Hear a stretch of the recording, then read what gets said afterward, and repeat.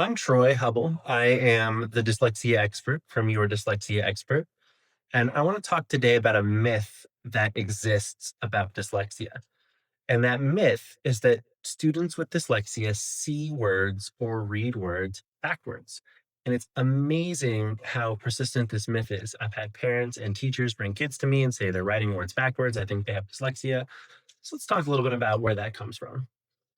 Imagine if you were a hunter gatherer, and this example comes from a neurologist named Stanislav Stahan, brilliant guy, I would strongly recommend his books.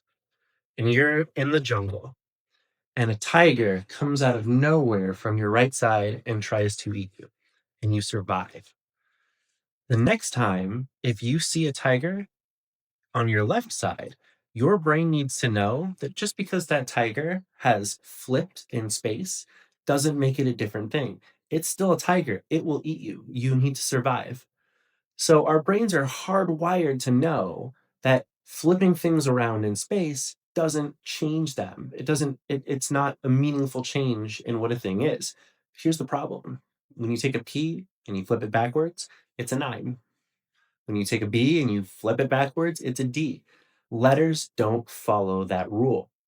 So, what kids with dyslexia actually struggle with is isolating and manipulating phonemes, the smallest units of sound in the English language.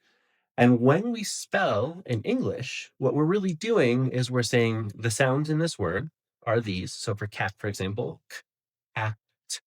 And these are the weird little squiggles that we call letters that represent those sounds. C A T. If you have a hard time understanding that words are made up out of these small little sounds, the whole idea of letters makes absolutely no sense. So if you walk into a kindergarten classroom, you'll see most of the kids are flipping letters around because the brain is wired to know that that should be okay. But the students who have good phonemic awareness and good foundational skills for reading will stop that behavior over time as they learn that letters don't follow the same rule as regular objects. The students who are struggling readers, the students who have dyslexia and are not good at understanding the sounds that letters represent, don't grow out of that habit. And in fact, practice over and over and over and over and over again, thinking about letters in a counterproductive way. Because to them, the whole idea of representing words as these little sounds doesn't make sense. So the letters might as well be arbitrary squiggles. That is where that myth comes from. Remember, kids with dyslexia don't see things backwards. And if you have any questions or anything else, shoot me a text, let me know.